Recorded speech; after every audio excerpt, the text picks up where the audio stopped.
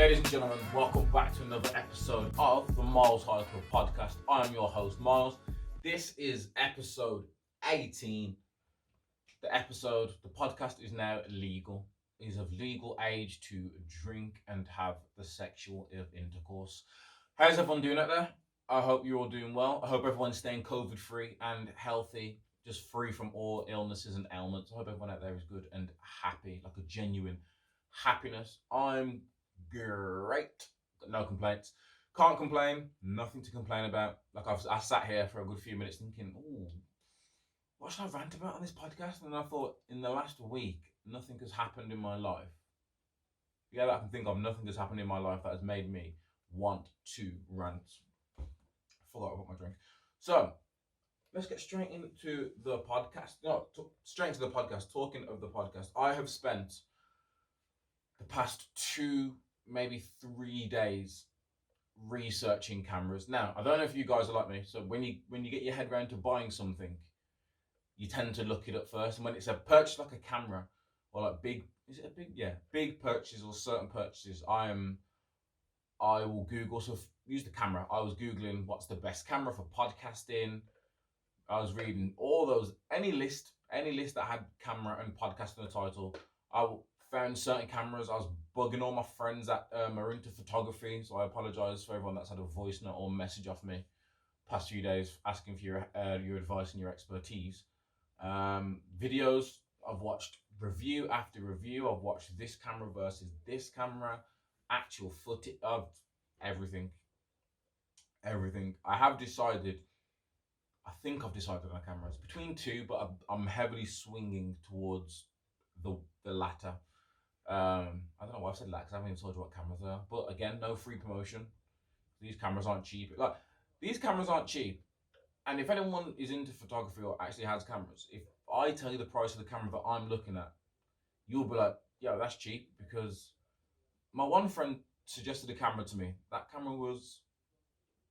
No, the first thing that happened is I asked it in a WhatsApp group, and one friend was like, what's your budget? And I was like, I don't know what to say what my budget is because I don't know how much cameras cost. Like, if you're asking me my budget, I was like, I don't want to spend more than £100. And they didn't reply. So immediately I was like, something's up. And then the one camera someone recommended to me was 500. And I was like, sheesh, all right. And then that one, as good as a camera as it is, it's not fit for purpose. Because all these mirrorless DSLR cameras have a cutout time at 30 minutes. So they cut off at actually 29 minutes and 59 seconds, and you have to press record again. And obviously, I sit down here talking shit for an hour, so I don't want to have to stop my train of thought just to go around, push record, and then come sit back down once or twice every podcast. Not doing it. So I did reviews, and I looked at, there's like a whole series of these cameras, and then the top version of that camera, which does record for unlimited time, so I could record as long as I wanted to. That one's $1,000, and I'm just like, I don't know, but it's an investment. Yes, this podcast isn't short term. I'm also looking for the camera that I'm going to use to record. I also want to be able to make sure I can live stream with it as well, because I've literally signed up to Twitch, starting creating my channel. I think I created a banner. Was it last week? I created a banner last week, so I'm getting ever so closer now to getting this Twitch channel up and running. I've got a webcam I can use for the time being if I do end up streaming beforehand. But anyway, I'm going off on those tangents that I like to go off on. Yeah, that camera cost $1,000. So I was like, I was trying to look for it all over, trying to find anywhere I could find it cheaper. And the websites where it's cheaper than like main retailers, but I don't know if they're like camera shops and it's genuine, or if it's just one of those. Because I feel like selling cameras would be quite easy to prey on like beginners. Like beginners like me, you'll go onto YouTube, you'll see a review, and then you'll see like cameras direct to UK. I don't know if that's a real website. If they are, I'm not using you on purpose. It was just the first title that came into my head. So you got cameras direct UK, and they sell it for like £600 instead of £1,000. It's so tempting to get it, but my mum was engraved in me as a child as one of these things. Whenever you buy something, make sure you get a warranty. It's one thing mum always said. You buy something, make sure it's got a warranty or a guarantee, whatever. So that's why we're here. But no, I was Googling, YouTubing, and I came across one camera. Apparently, as soon as I say this, if you Google it, you'll see which camera it is. But apparently it's the It's the vlogger's camera, the perfect camera for vlogging. Came out last year. Yeah, came out last year, 2020. And that's 700. Yeah, 700. And I'm just like, I gotta do it. At some point, I'm gonna have to do it. And listen, I use my phone. Well, not my, I used a phone. My phone is here. I use one of my older Samsung phones to record. Yes, the camera on that phone's good. The camera on the S21's better.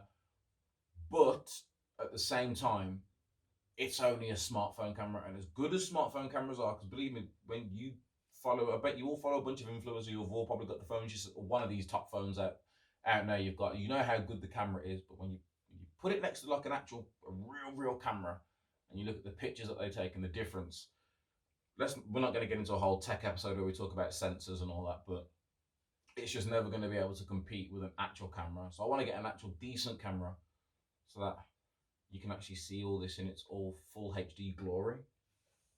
But we'll see where we get with that one. I'll keep you updated, or if you watch the podcast, not listen to it, I'll sort that out. People listening to the podcast probably thinking, forget the visuals, Myles, you need to sort out the audio. Listen, for as long as I record in my garage before it's been kitted out,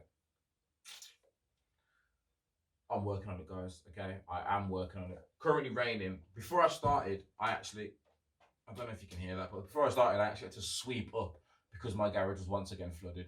No, it doesn't flood crazy, but like there are puddles throughout the garage, and it's a ball ache trying to sort out. But anyway, let's move on with the podcast, and let's get to the first topic. Have you got it's slightly old news now, but it's still interesting news. Have you guys been keeping up with what's going on with Wall Street in America, the trade market, the Robinhood, Wall Street bets, GameStop, all of this? I'm not an expert in any of this. I'm just going to reiterate all the things that I've heard over the past week about this whole situation. So the only reason this actually took my interest is because I saw an article popped up on this news app that I have that just pops up with certain headlines. And it was something on there about the first one was about GameStop's trade price shooting through the roof. And the only reason I clicked on it because I was like, oh, this has got something to do with PlayStation. It didn't. And then the next one I saw was about something to do with Reddit investors stick it to billionaire hedge funds. And I was like, oh, a David and Goliath story. I like that. So I'm going to try and explain this the best way I can. What's happened is GameStop, which is like Game in the UK. GameStop is over in America. It sells physical discs games. As you can imagine, in this day and age, not everyone is rushing to go and buy the physical copy. And when in America, you've got chains like Walmart, Best Buy, all these big superstores and electronic stores is where more people end up going for their gaming stuff. Anyway, or they'll buy it online, or they literally buy like digital versions straight to their console. So their stock and their rate has been diving for a long time now. There's something called, I think it's called shorting. Stick with me on this, guys. There's something called shorting, which basically means if something's losing stock, you can put money on it to say. So instead of putting money in that stock, you can bet money that stock is going to go down, I think, to a certain percentage by a certain time. And then when that happens, you get a bunch of money. That is something that's one, legal, and two, it's what all the big top boys have been doing non-stop. They put bets on. I'm not making it sound as, but that's from what I remember, it's like they're basically betting on it, but not the way we think of like going to the shop and actually putting a bet on it. So they do that with all these businesses that are falling in stock or going out of business and things like that. They put money on them failing and they make a bunch of money from it. They get all their information from stock traders or people that watch stocks and say, this stock is going to drop, or this company's not looking as... They basically, there's things out there that people let you know what's happening. So there's a Reddit group. You've got it. If you're not on Reddit, you've got to love Reddit. And if you don't love Reddit because you're not on Reddit, you should get on Reddit. There is something for everyone. But anyway, on Reddit, there is a group called Wall Street Bets. Kind of a planet. There's a group called Wall Street Bets, and they're all just your everyday investor and your everyday person. It's an open, it's like an open forum. Anyone can join. You don't have to be like part of any society. You can just join it. And they all banded together and were like, look, I think it's a mixture of gamers and people that just want to stick it to the man. But they all banded together and were like, look, if we all dump all of our money into the stocks of GameShare, well, not only will we fuck over these hedge fund bastards that are betting all this money on it all falling, we'll actually make some money from it. So all these investors put all their money into the stocks. The stock grew. I think it was something stupid, like over 1,000%. The stock for GameStop flew through the roof. It was the highest it's ever been, I think they said. Highest it's ever been in the whole history of the company. What this then meant is the rich hedge fund people that were betting all the money on this stock failing ended up losing a shitload of money, like millions and billions of dollars that all these people have been losing. And the investors that are part of Wallstreet bets ended up becoming millionaires. Not all of them, but a lot of, like, a couple of them were millionaires. A lot of them made money. Like, everyone that seemed to be involved made money. And I even saw something that said, if you've seen The Wolf of Wall Street, the movie, no, the guy that movie is actually based on, to someone that, I think Leonardo DiCaprio's character, who actually like got arrested for fraud and shit and all that and came out now. He actually said it's something he wished he thought of, because it's all completely legit and legal. And he was literally telling people to have fun while you can, but be very careful not to lose money. Because at the minute, there's nothing that they can do. I think it was going on for like a day or a few days. Robinhood, which is an app, a trading app, and a bunch of other these trading places all stopped selling the stocks. Like, they put a stop to it all and just stopped selling stocks altogether. And then I'm not going to get into the stock side of it, because I understood it being said to me by someone that knows what they're talking about, but I can't confidently reiterate the stuff that I heard around the actual stock side of it.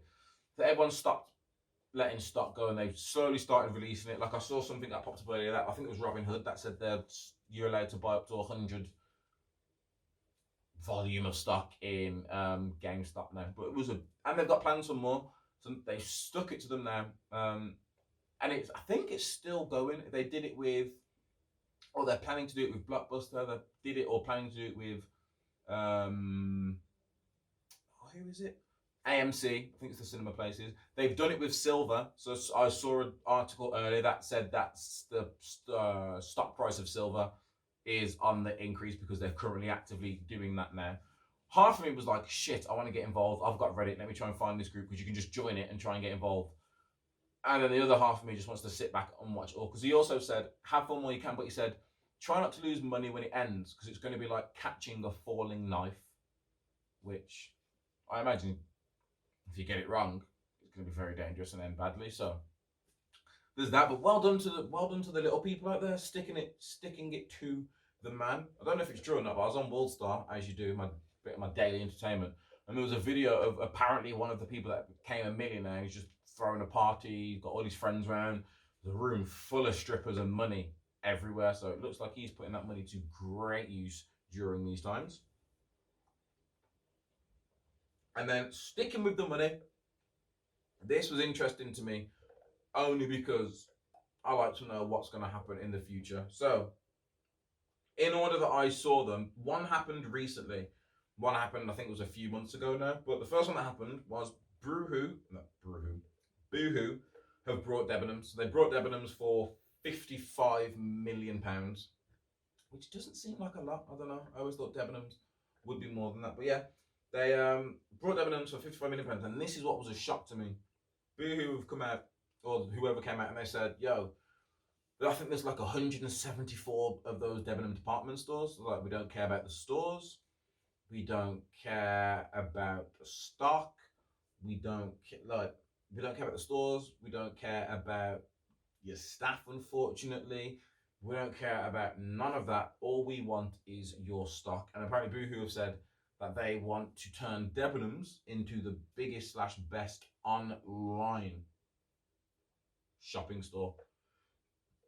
So they brought Debenhams. People at Debenhams are probably like, whew, we are safe. Nope, Boohoo don't care for the staff. Unless you work I'm assuming on the online part of it, but yeah, Boohoo don't need none of your stuff. They now own at Debenhams, and they're just gonna. I'm assuming they'll keep the Debenhams name. It depends. They'll probably keep the Debenhams name because you've still got a vast market out there of. I don't know how to frame them, but I'd say people above 25, people above 30. 30 upwards seems to be the Debenhams niche. It's not a niche actually. The Debenhams market, 30 plus. So that happened, and then a few days ago, I saw Asos buys Topshop. Well, Asos has brought Arcadia, or they've brought a bunch of shops from Arcadia. So Arcadia is like the massive group or corporation that owns a bunch of clothing stores. So Asos have brought the rights to Topshop, Topman, and Wallace. I don't know if that's how you pronounce it. I think it's Wallace. From what I've saw, there are only 3 shops that were highlighted anyway. They brought all them for £295 million and brought all the stock for £30 million. Over £300 million buying all those 3 shops and the stores, and the stock and the names. And ASOS has said the same thing. Stores, warehouses they'll probably keep, but yeah, stores and staff. It's not looking too good for those guys either. And again, ASOS is just doing this to build their online brand. And it was a bit in the article. It was a question in the article, but I couldn't find the actual article. I need to read it to see what the professionals thought of it. But they were saying, is this the end of shopping? Well, is this the end of physical shopping? Like, is this the end of going out shopping? Because they're saying that I think millennials will be the last ones, like the old elderly millennials. But they're saying Gen Z aren't the go shopping generation. They don't know, and the example they used is this. I'm not going to be sexist and put it on people. I'm just going to say, it used to be you'd go to school, go to college, some form of education or work during the week, and then when Saturday came, you would go shopping, and it was a day out. It was an adventure. You'd go out. For me, it was never. It was always food shopping. And as a child of a Caribbean parent, food shopping is not what you think it is. Like, the food's nice, they out after it, but being dragged around fish markets and going into butchers and asking for the meat and making sure you get a certain cut, and as a child, that is not fun. But there is the aspect of those who would have every Saturday or most Saturdays, that was your day. You wake up early, go out to the coffee shop, get yourselves a coffee, boost your energy, shop till you drop, get lunch while you're out, more shopping, then go home and put your feet up. They're saying that is there going to be an end to that soon? And if there is, because if you think about it, you've got what, Debenhams and Boohoo are also looking to buy Dorothy Perkins, but oh no.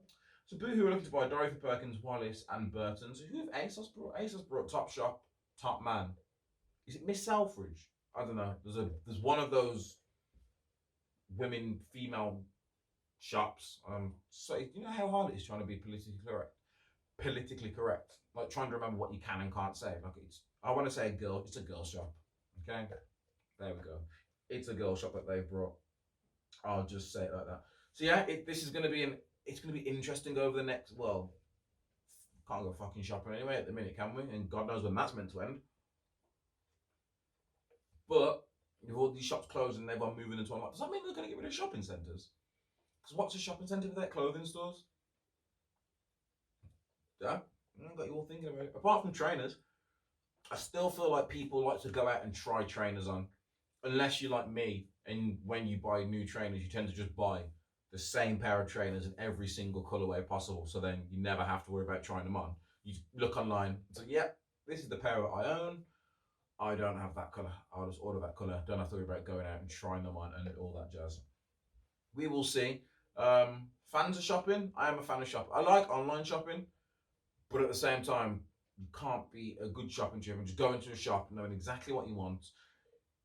That's what it is. If I know what I want, like specifically what I want, I'd rather go shopping, because then I can go shopping, I can go directly to the shop I'm going to, and if I need to, I can try it on. Most likely going to try something on, so I can try it on there and then. If it's one of those things where I'm just like, I do it when I'm bored. I'm bored sometimes, and I'll just end up opening up, go on a website just to shop, or open up one of my apps. I've got a Boohoo app on my phone. That's how much shopping at Boohoo I do. And then I've recently downloaded the Asos one as well. So I'm like, I don't know why I keep going to the website. Just download the app. And so yeah, when I'm just like, I feel like getting a new tracksuit, or I need some new joggers because that's all I live in, or I need some new t-shirts because I've ruined a few of mine, which is actually a true story. Then I'll go online and I'll browse to see what there is. But no, if I've got something specific in mind, I'll go in the shop so I can just try it on. And you get it there and then. Only issue is online tends to have more stock. You can't. I hate going into some shop and there's no stock. I was talking to this earlier actually. This is why I appreciate. I think it's Primark, Matalan, and H&M. Like whatever stock is out is out. You don't have to do the whole. Excuse me, if you got this at the back, and then you're waiting around for them to come back and either say yes or no. It's just let me see around. If it's not out, it's not out. I can carry on going on about my life. Moving on. In what is probably, considering what's going on in the world, this is probably the wildest, silliest, just like it's one of those things that make you think you're like, man, you got nothing better to do. Like, shouldn't you people be over there working? I'm gonna read it verbatim. PETA says people should stop calling others rats or pigs as it is supremacist and incites animal animal oppression. PETA launches campaign to stop animal names being used such as pig, chicken, and rat as being used as insults. And then PETA had the nerve to come out and they released like some sort of chart. Hold on, I'm gonna find it. Give me 2 seconds. Here we go. So using animals as insults perpetuates speciesism. So it's all about basically what PETA is saying. Before I get into what they want you to do instead, what PETA is saying is don't call someone a pig because it's supremacist and it's inciting pig oppression, and it's another way of you saying the human race is more superior to the pig race. And I read that, I was like, nah. It's just like, it's a fact that pigs live in shit, and the way that someone is living or eating or acting is the same resemblance as a pig. So I'm gonna call you a pig.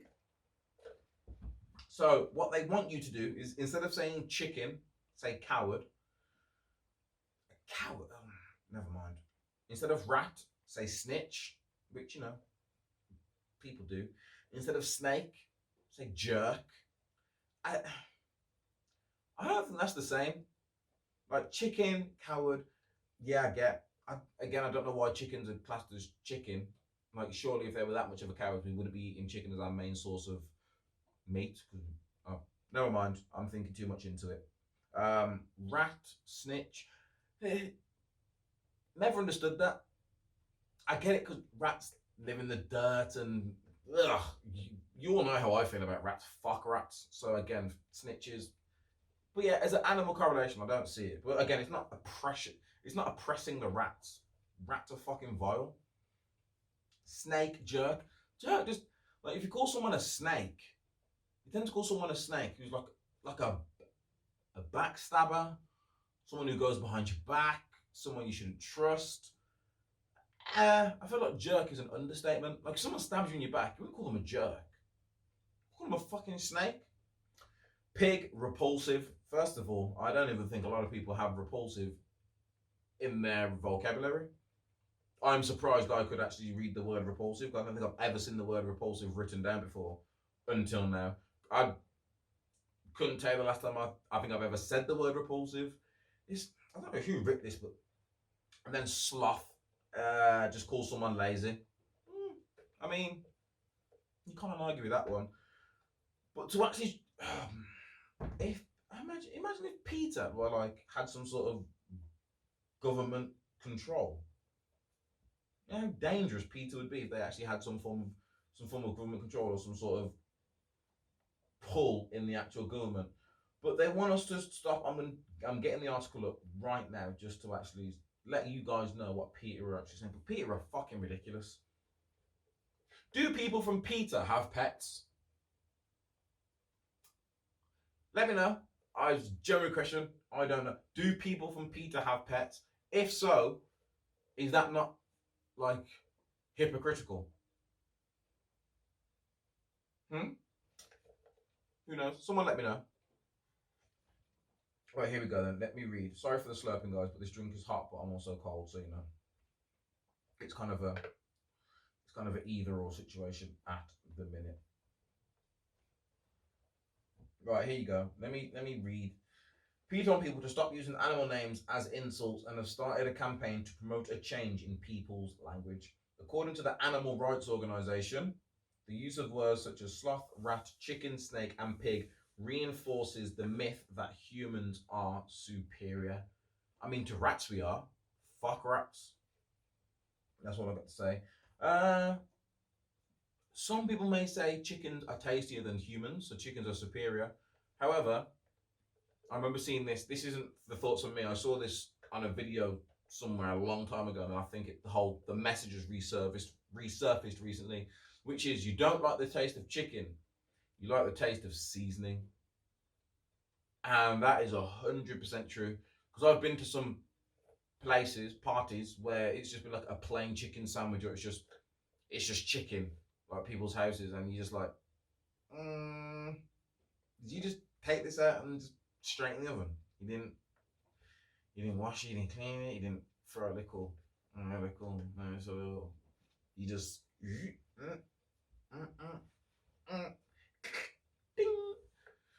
I feel sorry for people like that. This is what PETA, this is from their official Twitter, this is what they tweeted. Words can create more inclusive words or perpetuate oppression. Calling someone an animal as an insult reinforces the myth that humans are superior to other animals and justified in violating them. Stand up for justice by rejecting supremacist language. I mean, to call it supremacist language, that's a bit much. It's hard to. PETA are extremists. Is there just a medium animal rights group out there? Because I'm all down for animal rights. But if someone's if someone's being lazy, you want to call them a sloth, call them a sloth. If someone's being slow, I don't think it's not an insult, it's a comparison. Well, it is an insult, but it's also a comparison. Like if I call you lazy and I'm insulting you, if I call you sloth, I'm creatively insulting you by using a comparison. I'm comparatively insulting you. Don't know if that's a real word or phrase, but I'm using it. Rat, yeah, it's fuck rats and PT. There was a video. I am so jaded when it comes to internet videos now. Like I can't have fun on the internet. I think this is why I don't use social media as much, because I see so many videos I watch and I'm just like, this ain't real. Like the videos of like men running up to women to chat them up, and the woman's not interested. Then they get in a fancy car, and all of a sudden the woman changes her mind. Fake. I saw another video on someone's Instagram where some guy was like, "Oh, this man's harassing some woman, so I'm gonna walk up to her and pretend that I know her." And then like the captions are coming up on screen, and like I say hello, she goes back, and I'm just like, so fake. So fake. And so I hate when it's fake and not good or funny. Like if it's a fake video, if it's staged and you don't want me to know it's a skit, but it's staged and it makes me laugh, then thumbs up. But when people are doing videos that you know are fake and aren't funny or topical or of any interest whatsoever, I'm just like, did you have to do all this? But anyway, back to the video. It's PETA. I think it was somewhere in America. And there were people that apparently worked for or with PETA. They kidnapped some homeless man's dog. As an animal lover, would you, if you saw a homeless man, I'm sure you've all done it, seen a homeless man, not stole a homeless person's dog. So I'm going to guess most of the people here are going to answer, or everyone that watches this is going to answer no. But if you're such a big animal lover, you're walking down the street and you see a homeless man and his dog,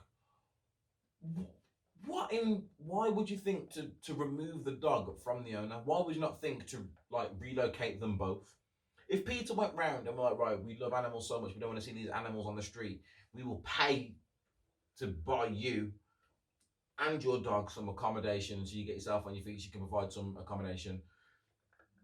If they did things like that, then I would be all for them having some sort of law in place where they go to a homeless person, they say, oh, you're homeless, but you have an animal. We will pay for this accommodation, or we'll put you up in a PETA hostel or whatever they have, and give you, I don't know, 3 to 6 months, depending on the case, to get themselves back on their feet, or to do something to give them some sort of sustainability, to show PETA and the authorities that they can look after the dog and they can provide a safe environment for this dog to live a happy and healthy life. And then after however many months, if they can't do that, I want to say then they take the dog and relocate the dog. But apparently, well, the story last week about all these dogs being abandoned and shit, I don't know if there's going to be any place to put them. And you don't want them to put the dog down. And I never see a homeless person with puppy. Like, you never see a homeless person with a puppy. I guess it's because no one homeless is going to be able to afford a puppy. They obviously had a dog at some point in their life and then shit hit the fan. And all they've ever had is their dog in their sleeping bag. Couldn't be me, but I applaud them for that. Not me. So anyway, yeah. Pathetic PETA. That's what they should call themselves, because this is outrageous. Stopping them doing makeup tests on animals, love it. Against people hunting, completely agreed. Apart from, there are places where they have to hunt to sustain the environment. That I agree with. Like, I've seen the cases and the things where, like, there's a surplus of bears in a certain area, and because if they don't hunt the bears or hunt this predatory animal to keep the predatory animal numbers to a certain number, then they start overhunting and overkilling it. It's killing the wildlife, and there's a whole ecosystem at play. So, but trophy hunting, like when they go over to Africa to get the big five, or anywhere where they're just shooting animals for fun, there's no other reason apart from for fun, then no, I don't think it should be allowed. Hunting. Are PETA against fishing? I'm assuming they're against fishing. Like, fishing's a sport, like an actual sport. Fishing is an actual sport, and it's a game that you can play on your phone, on consoles, and your PC. Are PETA against fishing? I'm assuming they're against fishing if they're against hunting. Are you against fishing? That's a good question. I'm going to ask that on my Instagram now that I've thought about this. Are you against hunting? Yes or no? Are you against fishing? Yes or no? What's the difference? Is fishing not hunting? Or are you going to tell me it's different because you throw the fish back in the water? I still feel like it's hunting. Like, you're hunting for a fish. What you do once you've caught the fish is up to you, but you've hunted down and caught a fish and stuck a fucking metal hook through its mouth. What about fish? What about if all fish that are captured die like days later? They've got a big fucking gaping hole in their mouth. They're weak. They might get into a fight with someone and lose.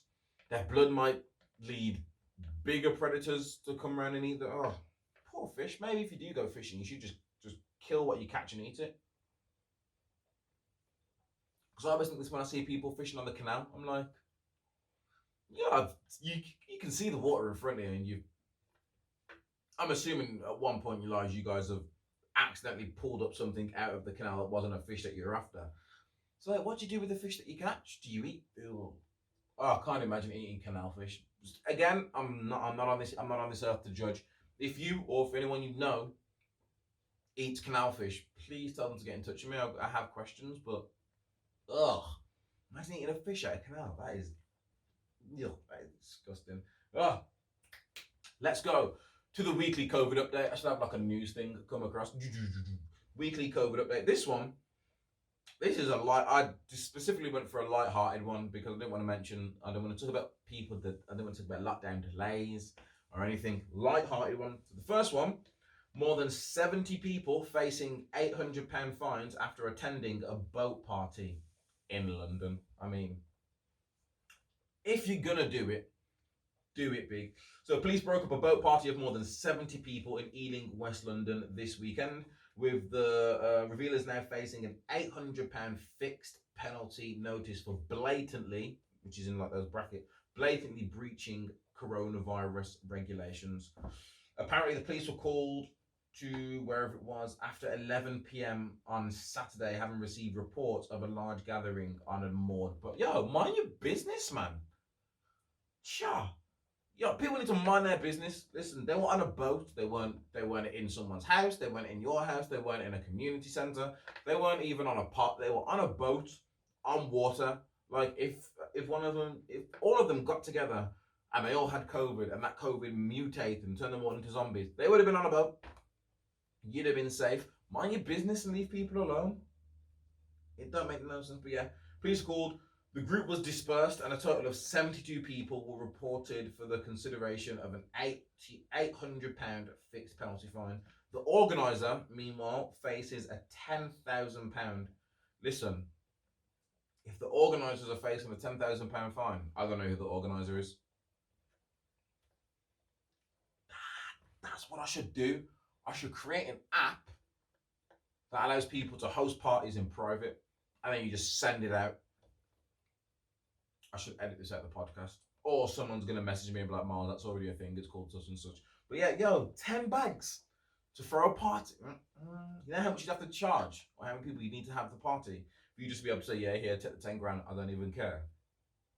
That is a booking for local singers and rappers. I say local. You know what I mean? That is ridiculous. But yeah, mind your business on a boat, enjoying themselves. Here you come. Hello, please. There's people partying on a boat. Shut up.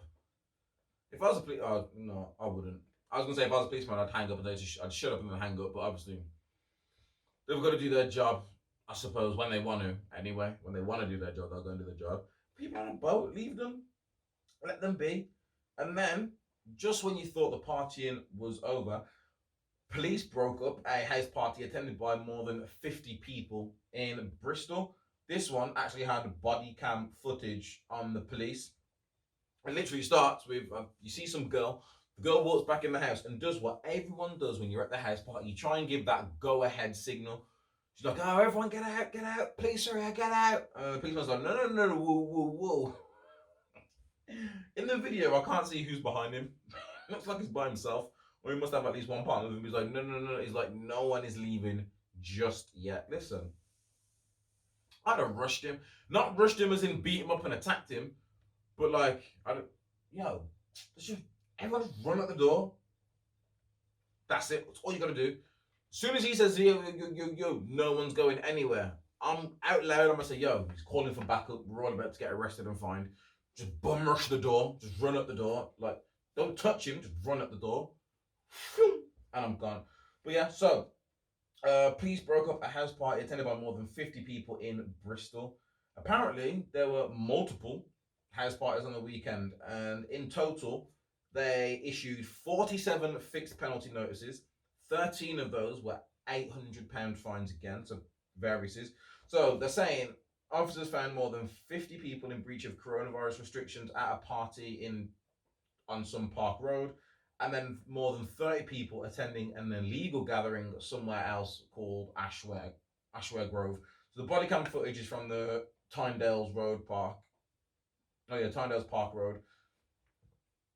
Yo, who is? Listen, if you're gonna throw a party, at this point, let me.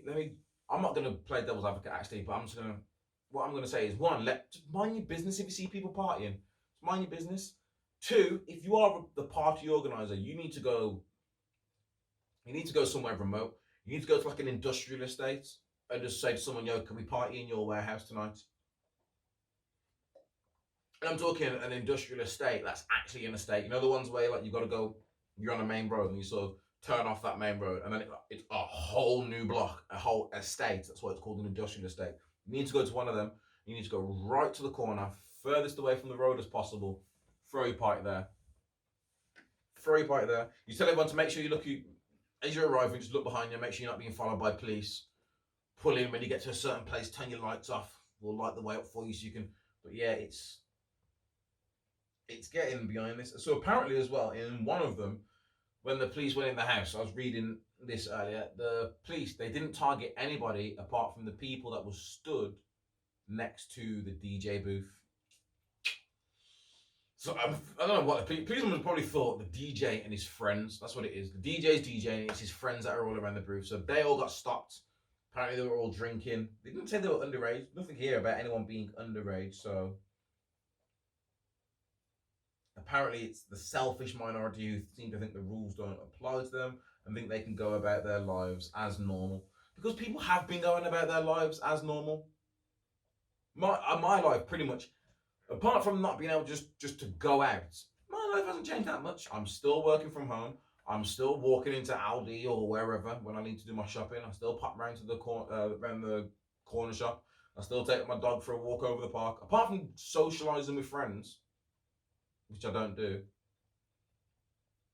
Yeah, apart from going out, socialise with friends, I'm pretty much doing all the same things. I've had COVID in the house twice. I don't think I've caught it. If I have caught it, I didn't get any of the symptoms for it. Thank you, Mary Jane. I haven't got any of the symptoms for it. So I don't know what else you want me to say. When it first came out, you told us, or you said to us, it only affects the people that are over 60 and anyone with an underlying health issue. If I'm under 60 and don't have an underlying health issue, and I'm not around anyone that does, what the fuck am I staying in the house for? The government still, it's good. That's the one thing the government can't answer.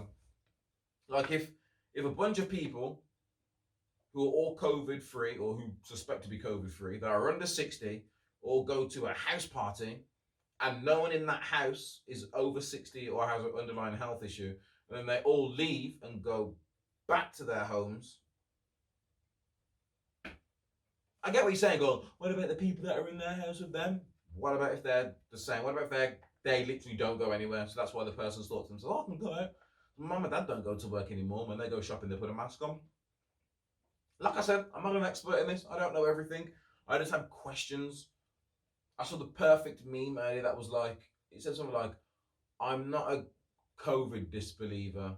I'm a lockdown disbeliever. I've said this more than once, so I'm on record saying it. I do believe that the COVID-19, the coronavirus, is a real virus. Man-made, nature-made, bad diet, eating bats, Chinese, whatever origin story you want to give it, go ahead and be my guest. But the fact of the matter is, I do believe that COVID is 100% a real virus that people are contracting. I know too many people now that have contracted it. I know too many people that, well, I say too many, but I know enough people that have contracted it, and I know enough people who have no reason to lie have said that they lost taste and smell. Not everyone that I know that's caught it has had that happen to them, but I know, I think 3 or 4 people who don't all talk to each other and or even know each other in certain cases. So I know 3 or 4 people that have actually said that they lost their sense of smell and taste. So it is all real. Why it's here, I don't know. Who created it, I don't know. Why they created it, I don't know. The whole point of this lockdown, I don't know. I don't have the answers.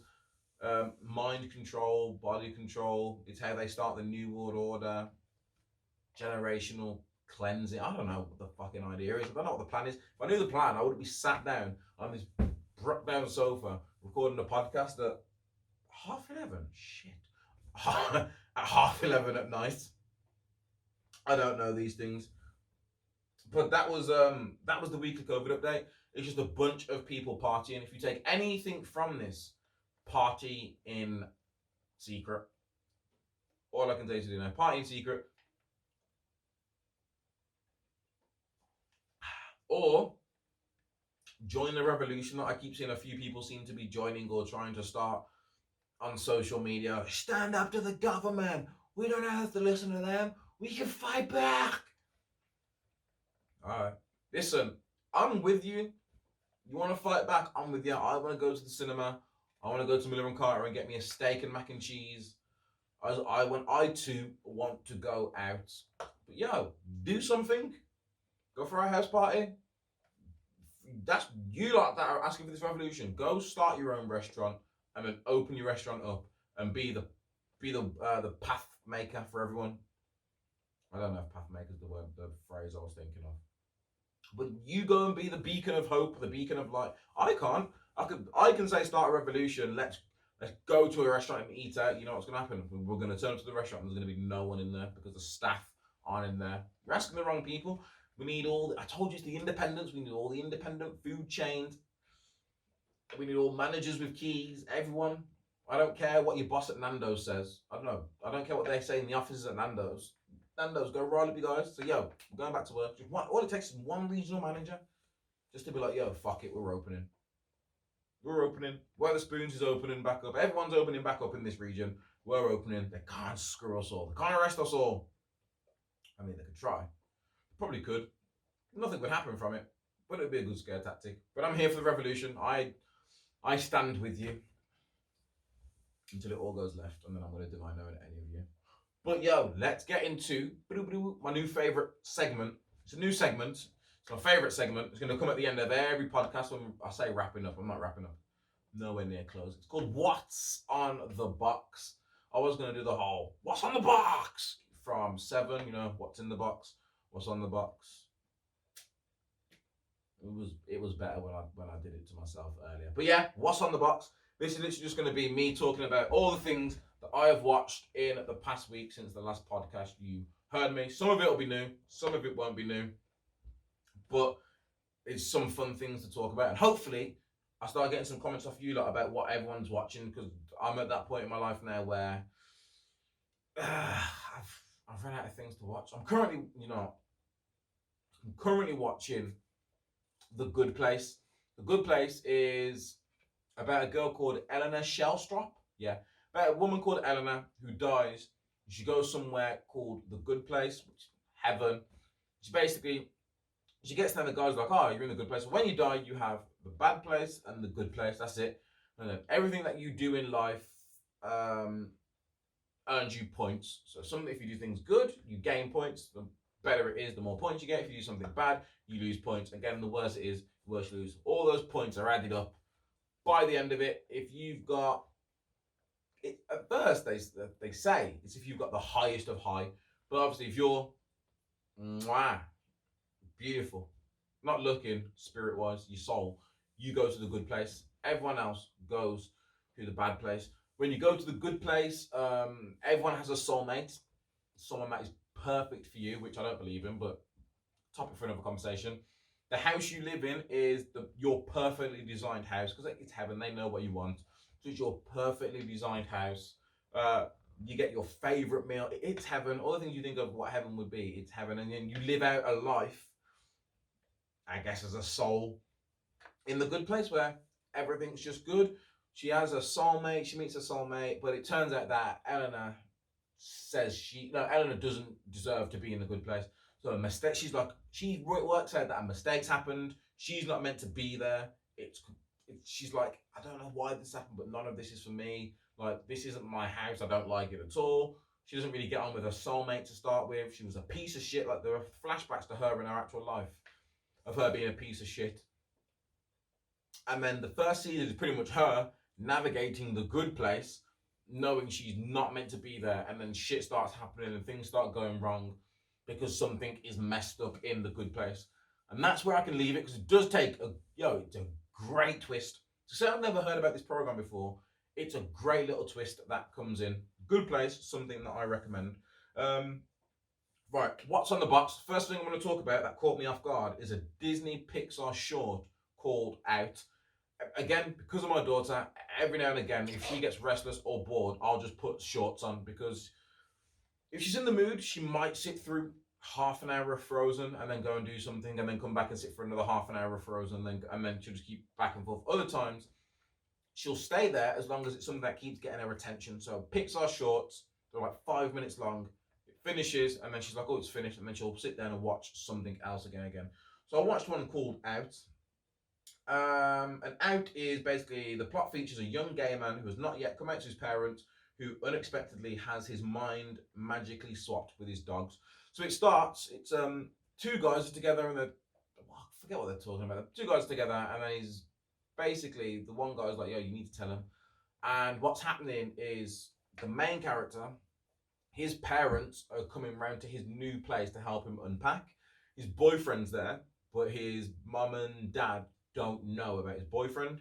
Because it's a new place, his boyfriend's bought him a picture frame of them two together.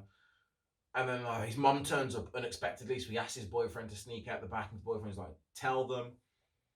And then something happens where, like, his dogs, again, I was trying to watch my daughter work and watch this, so I was in and out.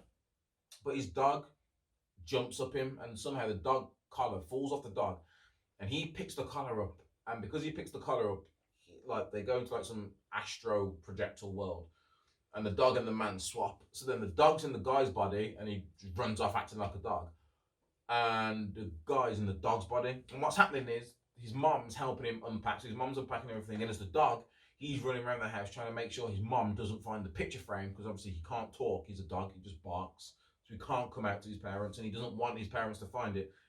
Well, it's like that. It gets to the point where his mom goes to pick up the picture frames. As the dog, he bites his mom.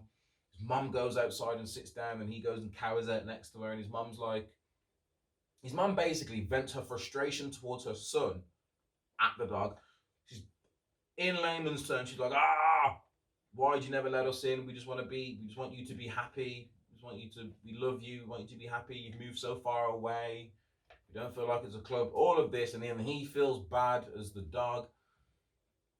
And he swaps back round with his the dog, and then he talks to his parents, invites his boyfriend round, and like his boyfriend walks out, and essentially his dad stood there. It's one of those dads, you know, the typical homophobic dad look that they go for on TV. It's that, and his boyfriend walks out, and his dad just looks at him, and then they hug, and then it ends, and then it does like an after credit scene. They're just them two driving, it's the mom and dad driving in the car.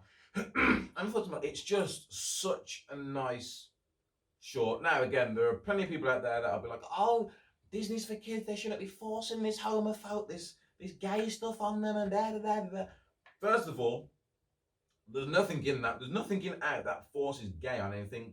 And if you are one of these people that's concerned about your son seeing gay things, it's literally he kisses his boyfriend on the cheek. I think at one point there's a picture of them two in a frame. They never at any point say I'm gay or tell me that I'm your boyfriend. He literally just says you haven't told them, have you? It's all very. And then he swaps minds with the dogs and he's going crazy trying to protect from the picture.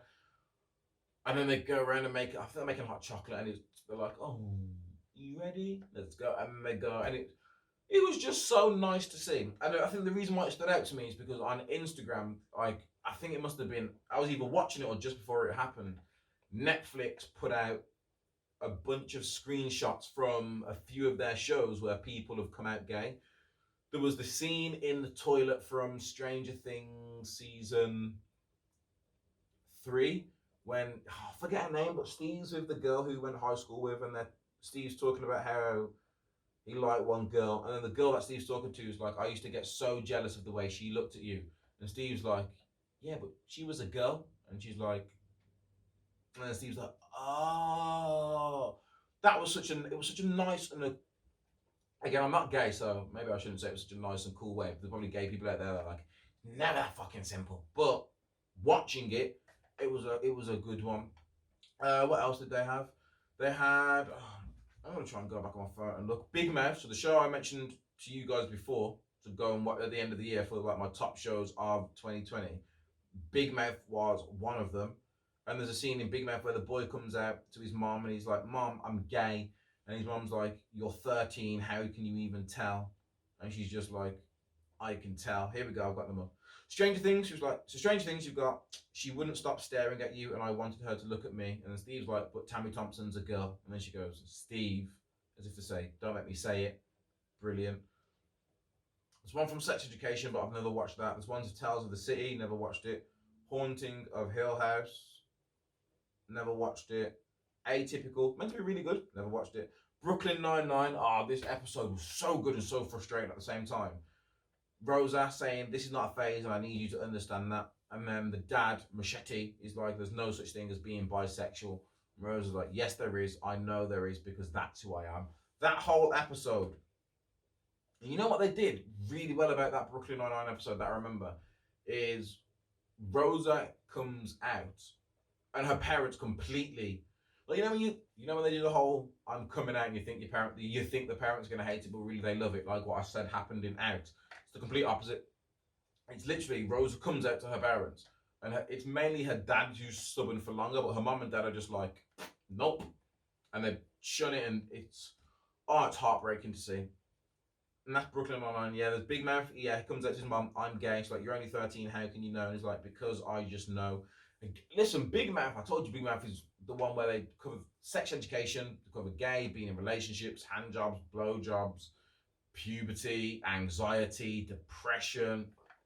Go and watch. Please go and watch Big Mouth.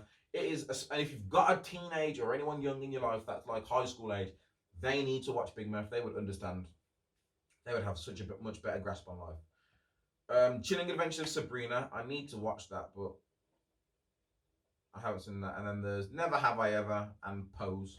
But, they basically put it out. It was all how all these different characters and all these different shows on Netflix have come out.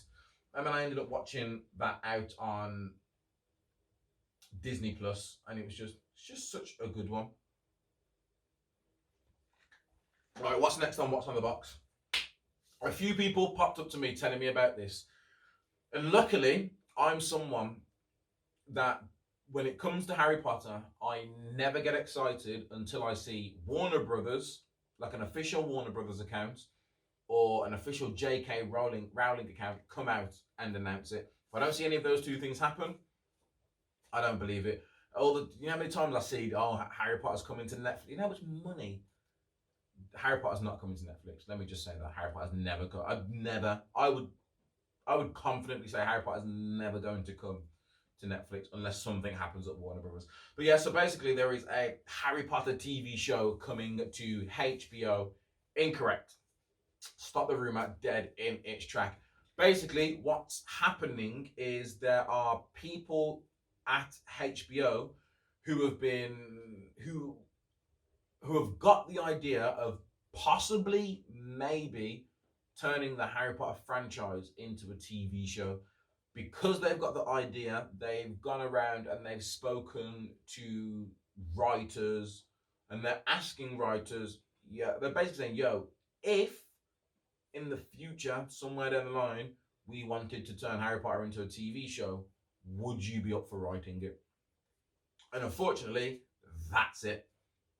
Some writers might have said yes, some writers might have said no, but that is literally all it is. It has nothing to. There's not a TV show coming. It's not being made. It's not about to be made. It's not set for 2025. There's literally no date. There's no cast. There is nothing. It's just an idea that some people at HBO have got, planning ahead. Because HBO and HBO Max, I'm sure they've got their own streaming service.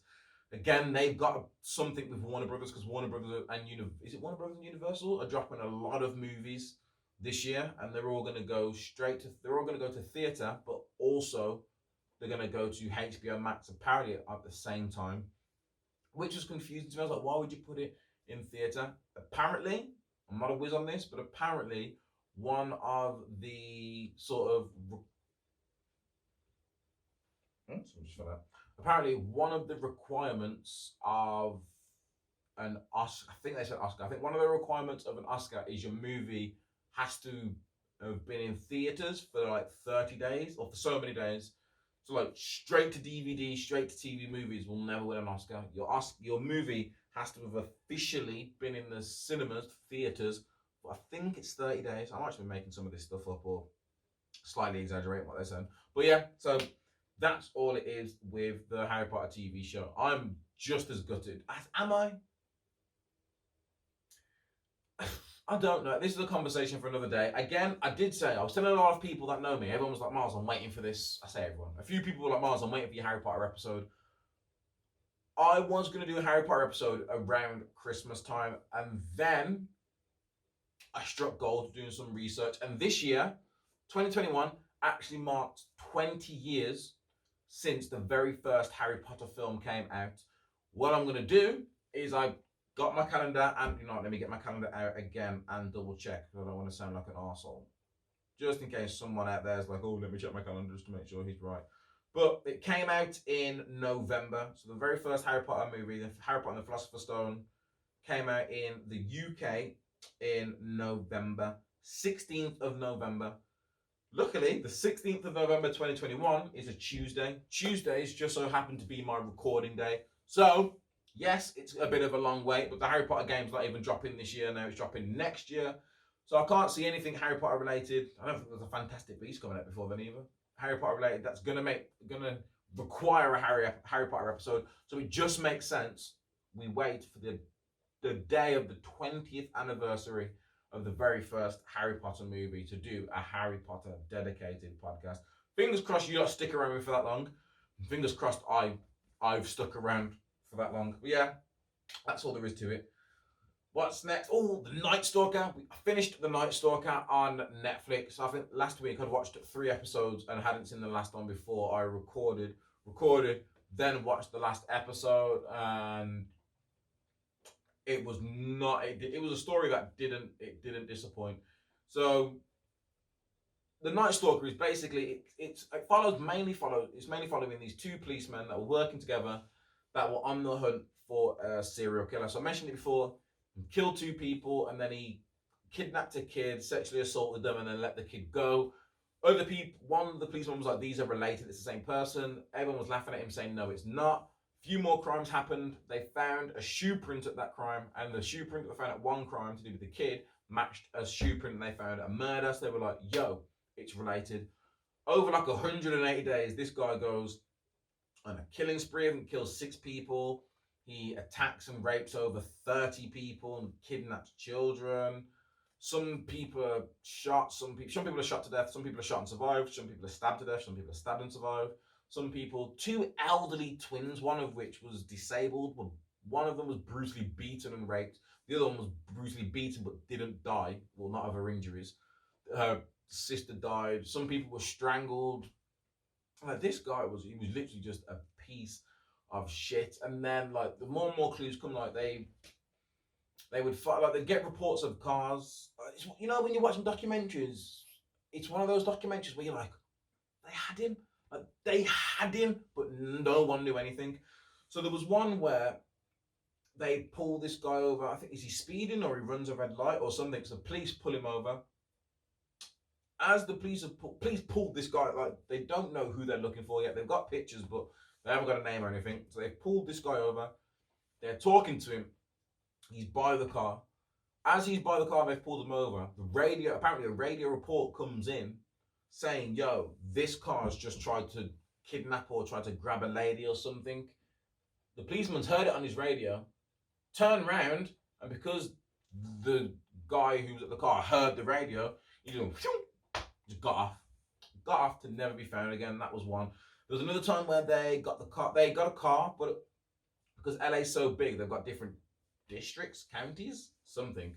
They've got different jurisdictions, that's the word, different jurisdictions. So the police that are dealing with it in one jurisdiction, the car gets took by LAPD, so it's not under their jurisdiction. So they're like, damn. They're asking LAPD for how LAPD aren't budging. They don't want to do shit. They're not helping them. And they basically end up fucking around for so long that where they left the car was outside. Sun's corroded it. Any sign of prints or anything like that is all gone. This leads to another one because they find something on the floor, which is like a dentist card. So they go to the dentist and they say, I think they show them like a drawing or a picture, and they say, "Has this guy been in here?" And I think this is when they get a name, Richard. I think they called him Richard, but they get a name, Richard, and they're like, "Yeah." So the police are like, "Yo, we want to put someone in this shop every day, all day, open door closed," because the dentist, when they went to a dentist, they got his x-rays, and the policeman showed the x-rays to his dentist friend, and his dentist friend was basically like, "Look, what he's currently having done, he's in a lot of pain right now. He's going to be back. Like, I guarantee he's going to be back." Typically, they put police officers in the shop, dressed down, just waiting around. Never shows up. LAPD get bored of this. Apparently, they say it's wasting too much time or money or something. LAPD get bored of this.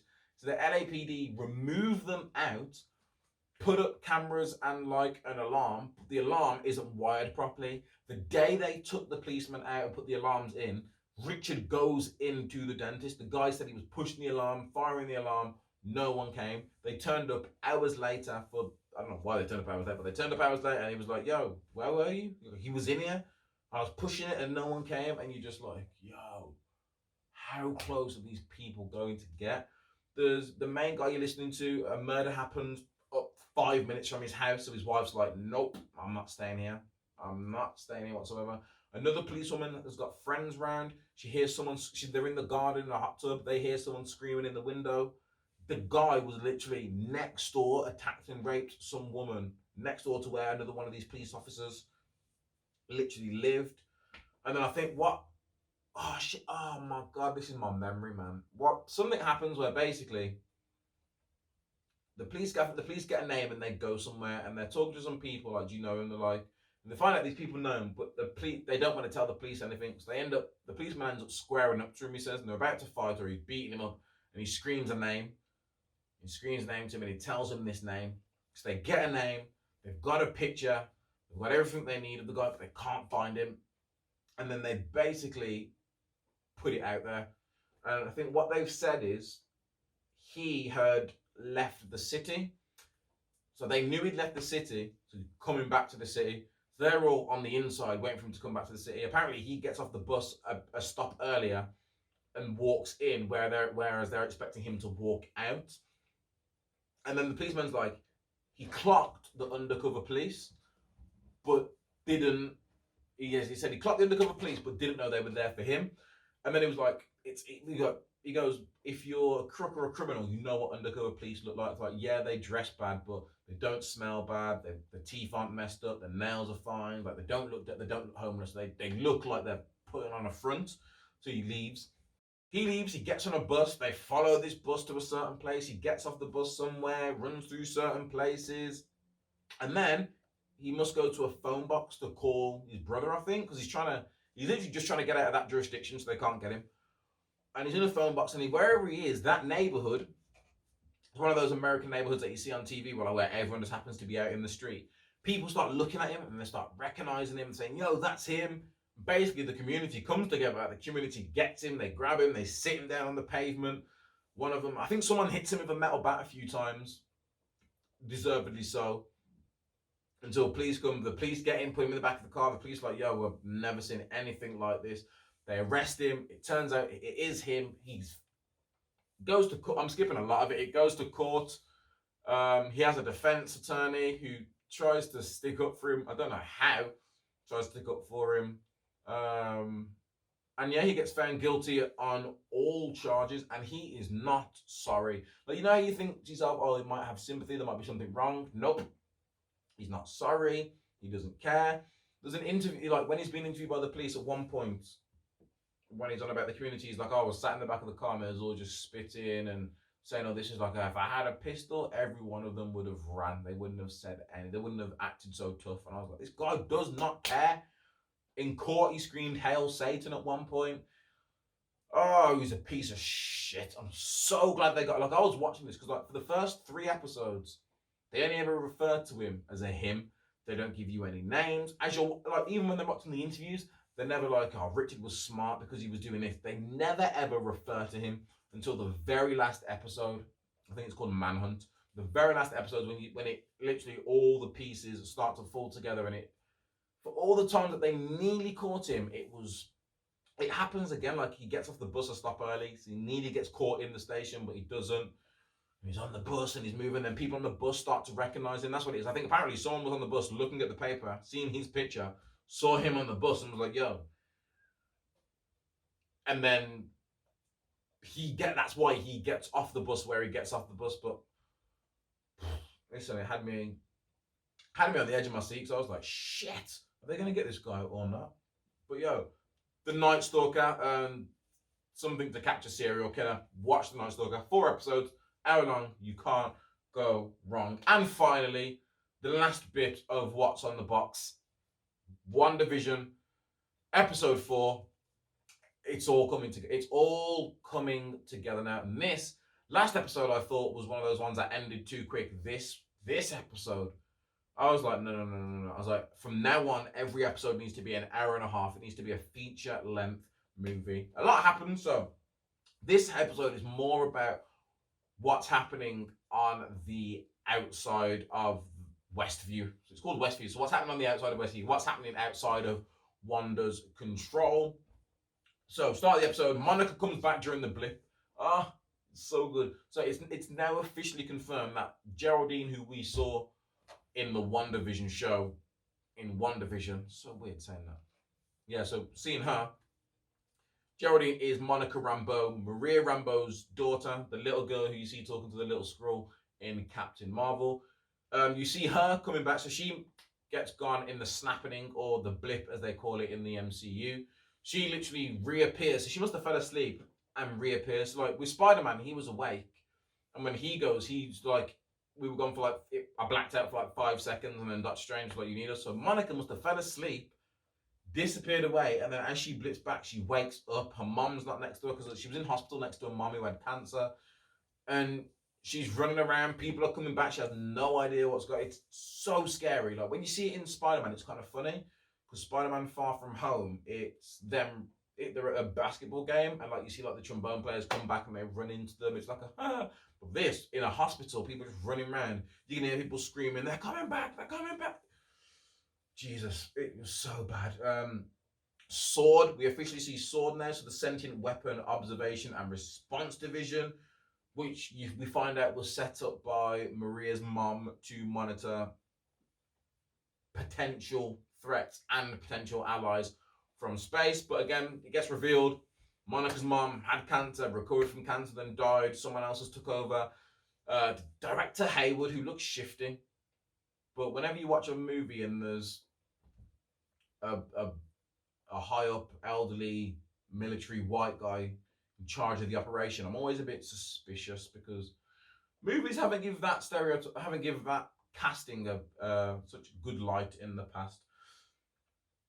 What else do we have? I had to write notes. I literally watch it once just to enjoy it, and then I watch it again just to get some notes down. Darcy, who's from Thor, and Jimmy, who's from Ant-Man 2, plays the police officer. They basically play us. So it starts with Darcy gets there. She sets up all the machines. She picks up a certain signal, which is like a really old radio signal. And then she picks it up on like a crappy screen, and she's like, "Yo, you need to get me an old TV, like old TV." And then she tunes in, and she can see the WandaVision. Everyone sees the WandaVision show. So then you've got Darcy and Jimmy. They're literally just like us because not only are they interested in what's going on, they're really into the show as well. But they are really into the show. At one point, Darcy says to Jimmy, now, when she's by the phone, she's normally by the phone when she's by the radio when she's washing up, which I've worked out is normally once an episode. So I'm like, yo, you've been watching this. So it turns out at the end of episode 1, when you see it zoom out and it's a screen and someone like puts the book down and puts the pen on top, that was Darcy taking notes on what's going on. And then, so at the start, we see Jimmy Woo there. Monica turns up. They're talking about the town. Monica has the drone. Monica flies the drone into the force field. I'm assuming that drone is what we saw in episode 2, the red helicopter that Wanda picked up out the bush and she's just staring at it. It's got the sword logo on it. That was Monica's drone. So Wanda's taken over the town of Westview, New Jersey, and the locals, what we can assume, being forced to be actors in the show because the town has been erased from everyone's memory. Like Jimmy doesn't remember Westview, Monica doesn't remember Westview. There are 2 police officers out the front from Eastview, and when they go talk to them, there's no such thing as Westview. They're literally parked, their car is parked right next to a sign that says Westview, and you can see the town behind them. Then the strange thing is Jimmy's like, there's something that's making me want to stay away from it, whereas Monica's like, no, there's something pulling me in. So she goes up to it, puts her hand in, and that's how she gets sucked into that. What else happens? Oh, we see what happens. We see what happens after Wanda gets rid of Monica. So in episode 3, Wanda just goes red, you don't belong here, get out, hits Monica through the... No, she just says, you don't belong here, and then it just like glitches again. Vision comes in, where's Wanda? Oh, where's Geraldine? Oh, she had to go. That's all we see. Darcy, when Darcy's watching that back, she sees all the glitches. So all the glitches and the rewinds that we've seen, they see as well, so we have no idea. But this episode, we actually got to see what happens after Wanda says you need to go. So chaos magic comes out of the hands. We see her blast Monica out through the house. She's then like, going weird. She puts the house back together and she stands in front of the twins looking upset, confused. I don't know who's doing this. And then Vision comes in just like it does. But this time, when Wanda turns around to look at Vision, not gonna lie, this did make me jump just a little bit. When she turns around to look at Vision, he's all there's no colour to him. He's all like a grey / pastel purple looking colour. His Infinity Stone is missing. So if you saw Infinity War, when Thanos just picks the Infinity Stone out of Vision's head, that's what his forehead looks like. Like he's got the dents and the gap, and there's no stone, and he's all grey, and his eyes are glossed over.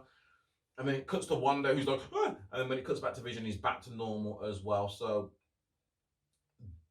Wanda's definitely got some control of this reality. That whole Vision thing happening, that shows that when Monica threw her off, Monica doing that threw her off, which must have threw her powers off, which caused a lapse in that reality, because it was starting to show the real world of what Vision really looks like. Because apparently, for my Marvel geeks out there, apparently there was a end credit scene, there's a deleted scene that shows Wanda recovering Vision's body. Things like, apparently, the guy that plays Vision explains like he zips down the body bag and you see Vision in there, but Kevin Feige just said that he didn't feel like it fit, so he removed that scene, so we never saw that scene. So there was that. But yeah, it was like a blip in a reality, and then it flicks back, and then it's all back to normal, and Vision's like, oh, I wish we could leave, and she's like, no, we can't leave, this is our home. Who is doing this to you? Jimmy as well. Jimmy basically had a conspiracy theory board that all the YouTube channels that I follow have asked the similar questions. Hold on a minute, I'm so into this, so if you guys aren't into it, you need to get into it. So some of the things he's got written down is why hexagonal shapes. I didn't notice the hexagonal shapes until I started watching YouTube videos that were talking about it. Why sitcoms?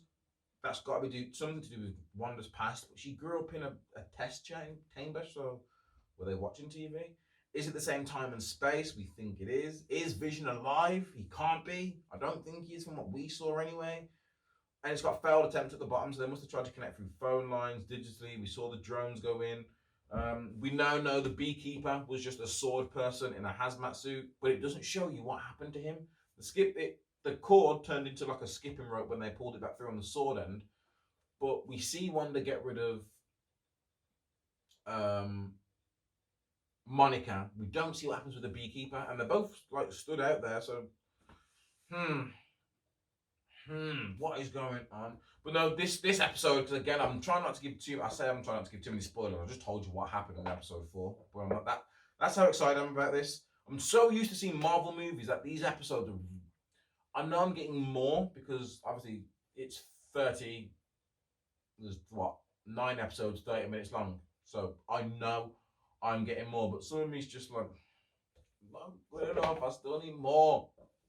But yeah, so Agent Franklin, that's who's in the hazmat suit. These are my must-knows. So Agent Franklin, he's in the hazmat suit. What happened to Agent Franklin?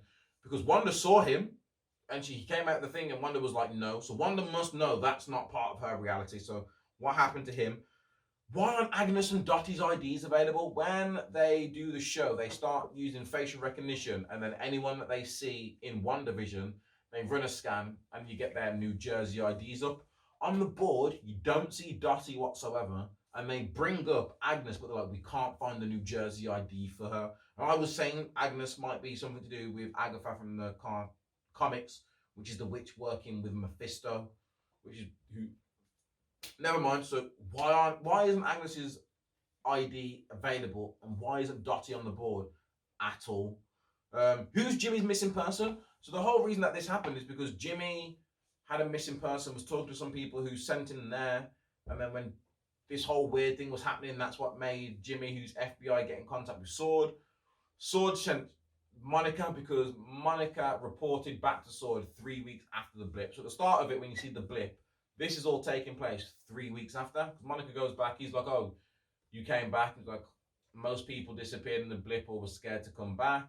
Apparently Monica's mom, I don't believe this. I reckon this director Hayward's being fishy, but apparently Monica's mom put a rule in to say anyone that comes back from the blip can't do any extraterrestrial work, so they can't go to space or anything Everything they do has got to be terrestrial on Earth until, I don't know, they pass some tests or whatever. And my final must know is, should we trust director Hayward? He was the main military guy, or sword guy, should I say. At the start, when Monica walks into sword and her tag's not working, and then the knight in shining armor comes in and says, like, do you know who this is? That's director Hayward. Don't trust him. I do not trust him. There's something about Hollywood movies and trusting the white guy in a position that just happens to become in the position of power. Like, if he shouldn't be in position of power. It should be Maria, but she died. Monica was still around. It probably would have passed to Monica. He just happened to be there in the right place at the right time. Like, she had cancer and then recovered from it. Did he give her cancer back? Did he somehow give her cancer again, or somehow make her ill to kill Maria so that he could take over? Who knows? Who knows? And yes, that brings us to the end of what's on the box. I hope you like this segment. Guys, let me know what you lot are watching as well, so I can talk about them, and also I can find some new stuff to watch. It is now currently 3 minutes past midnight. I don't know how long I've been recording for, but I feel like it's a long time. So let's call it quits, because I'm ready for bed. Thanks so much for sticking through and watching / listening. Don't forget to subscribe to the YouTube channel. Even if you listen to this, even if you don't watch the videos, just go over to YouTube, click subscribe, so I can start fighting back against these algorithms. Like, comment, share with all your friends, tell your friends to share, tell your friends' friends to share. Before we leave, rest in peace to Dustin, aka Screech from Saved by the Bell, who died of cancer. And rest in peace, I think it's today. Was it today this happened? Rest in peace, Tom.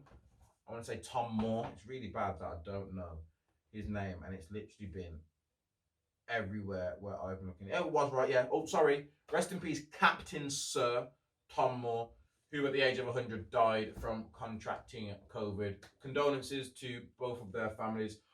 Oh, until the next pod, ladies and gentlemen, I will see you next time. Peace.